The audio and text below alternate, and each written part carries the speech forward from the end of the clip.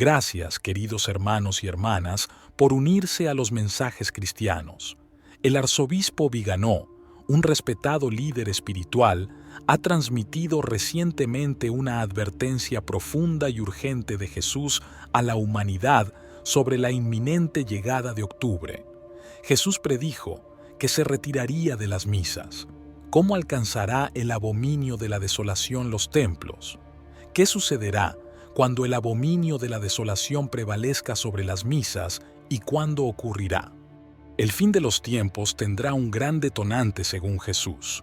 La presencia del abominio de la desolación en el mundo y en el templo parece desencadenar el período más fuerte de la gran tribulación, así como la advertencia o iluminación de la conciencia. Será un período en el cual Jesús se retirará de los templos, Jesús fuera de las misas. Esto es lo que sucederá con nosotros. Aquí hablaremos sobre cómo podría ocurrir el abominio de la desolación del que habla Jesús en la Biblia, qué consecuencias tendrá para los fieles, cuándo ocurrirá y cómo protegernos de esta situación, que es aliada de Dios para purificar el mundo y la Iglesia. Jesús habló de un misterioso abominio de la desolación como signo central del fin de los tiempos. Dijo: cuando vean el abominio de la desolación del que habló el profeta Daniel instalado en el lugar santo, entonces los que estén en Judea huyan a las montañas. Dice otras cosas que deben hacerse y que sucederán, terminando con la expresión: entonces habrá una gran tribulación, como nunca ha habido desde el principio del mundo hasta ahora, ni nunca la habrá. Lean Mateo 24, 15-20. En lugar de decirnos qué es el abominio de la desolación, Jesús menciona el libro del profeta Daniel, señala su importancia y cómo actuar. Mientras que Daniel 9, 24-27 predice la venida del Mesías, su muerte, la destrucción de Jerusalén y el establecimiento del reino de Dios, este texto, que contiene la profecía de las 70 semanas, ha sido interpretado de muchas maneras diferentes y no nos detendremos aquí para establecer cuándo se cumplirá la última semana. Lo más importante a recordar es que Daniel predice que un futuro gobernante, que será el Anticristo, hará un pacto por una semana, que en realidad significa 7 años, y a la mitad del período romperá el pacto y cesarán los sacrificios y ofrendas y pondrá el abominio de la desolación en el templo. La profanación del templo continuará hasta que el juicio de Dios finalmente caiga sobre él y sus seguidores 1290 días después, o 3 años y medio. ¿Cómo podemos interpretar para nuestro tiempo ese abominio de la desolación al que Jesús y Daniel dan tanta importancia? Un abominio de la desolación es algo que provoca disgusto, algo detestable, y deja a una persona en un estado de completa vacuidad o destrucción. ¿Y qué podría causar el mayor disgusto y dejar a los fieles en un estado de completa vacuidad? Sería nada menos que el hombre que se idolatra fingiendo adorar a Dios de la mejor manera posible.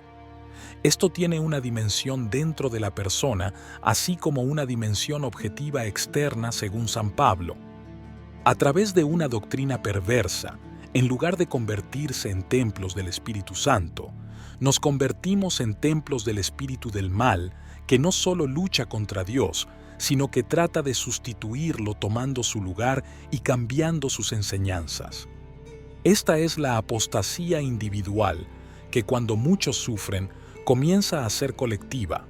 Pero el abominio de la desolación también tiene una manifestación objetiva externa al individuo, una dimensión práctica, institucional y eclesiástica. Esto es cuando el mayor sacramento dejado por Jesús se pervierte de tal manera que expulsa al Señor del templo y los fieles se ven obligados a aceptarlo. Y esto sucederá cuando la jerarquía eclesiástica cambie presumiblemente las oraciones de consagración de la Eucaristía y de la Santa Misa. No hay nada peor a nivel institucional porque significa la expulsión de Jesús de la misa. Significa que el pan y el vino ya no se convertirán en la presencia real de nuestro Señor Jesucristo, porque los sacerdotes ya no usarán las palabras correctas dadas por Jesús en la última cena para que este gran milagro tenga lugar en los altares. Por lo tanto, será una misa inválida porque no se llevará a cabo la transustanciación a través del sacerdote, y los fieles serán engañados diciendo que sí ocurre. Esto fue presumiblemente profetizado por varias apariciones y mensajes de Jesús y María. Entonces, queremos informarles sobre qué palabras producen hoy la transustanciación y cuáles deben ser conservadas. El sacerdote toma la hostia en la mano y las palabras de consagración pronunciadas en persona Christi son: aquel que en la víspera de su pasión tomó el pan en sus manos santas y venerables, y alzando los ojos al cielo hacia Dios, su Padre Todopoderoso, dando gracias, lo bendijo, lo partió y lo dio a sus discípulos diciendo: tomen y coman todos de él, porque esto es mi cuerpo que será entregado por ustedes. Y luego el celebrante toma el cáliz con el vino en las manos y dice: de la misma manera, después de cenar, tomó este glorioso cáliz en sus manos santas y venerables, dando gracias, te bendijo y lo dio a sus discípulos diciendo: tomen y beban todos de él, porque este es el cáliz de mi sangre, sangre de la nueva y eterna alianza, que será derramada por ustedes y por muchos para el perdón de los pecados. Hagan esto en memoria de mí. Cuando esta fórmula sea cambiada, habrá una verdadera profanación del templo, porque en lugar de que la misa realice el acto más grande de adoración a Dios, que es la Eucaristía, realizará el acto más grande de perversión, que es el autoabsorción del sacerdote. Dirá sus propias palabras de consagración que no son las de Jesús, y él ya no estará allí. Pero el celebrante creerá que él está allí, al igual que los fieles apóstatas que lo comparten. La abominación de la desolación individual, la apostasía, ya está ocurriendo a nivel de los fieles y de la jerarquía vaticana y está aumentando. Cuando ocurre la profanación de la misa debido a la falsificación de las palabras de consagración, el Señor se sentirá deshonrado como nunca antes y enviará la advertencia o iluminación de la conciencia. Hay mensajes que dicen que la jerarquía apóstata obligará a los sacerdotes a aceptar nuevas oraciones de consagración basadas en el ecumenismo con los protestantes, y los sacerdotes que se resisten serán automáticamente eliminados o excomulgados. Si esto sucede, ya no habrá sacerdotes fieles que sirvan al Señor y habrá una gran persecución de los católicos fieles.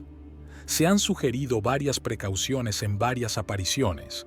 Primero, a María Julia Jajeni se le dio la cruz del perdón para cuando falten sacerdotes santos para la confesión sacramental. Segundo, la Iglesia Católica será la más perseguida, pero si la Iglesia Ortodoxa aún está en pie, pueden participar en sus servicios porque hoy ambas iglesias reconocen mutuamente la validez de los sacramentos administrados por la otra. Tercero, cuando la persecución se intensifique, las apariciones de Jesucristo han asegurado que habrá sacerdotes en la clandestinidad que administrarán la Eucaristía, especialmente en los refugios. En realidad, no sabemos exactamente cómo ocurrirá todo este proceso, por lo que recomendamos tener en cuenta esta información y estar alerta, pero no obsesionarse con este formato porque el abominio de la desolación podría manifestarse de diferentes maneras. También sería una buena práctica orar por cardenales, obispos y sacerdotes para que permanezcan fieles a Dios, pero si lo peor sucede, debemos esperar la seguridad de los sacerdotes cuando tengan que desobedecer las órdenes del abominio de la desolación. Corazón Inmaculado de María, ruega por nosotros. Amén.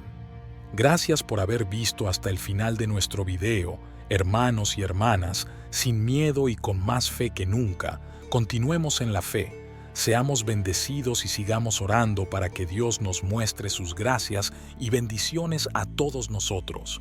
Dios nos bendiga y nos proteja. Amén.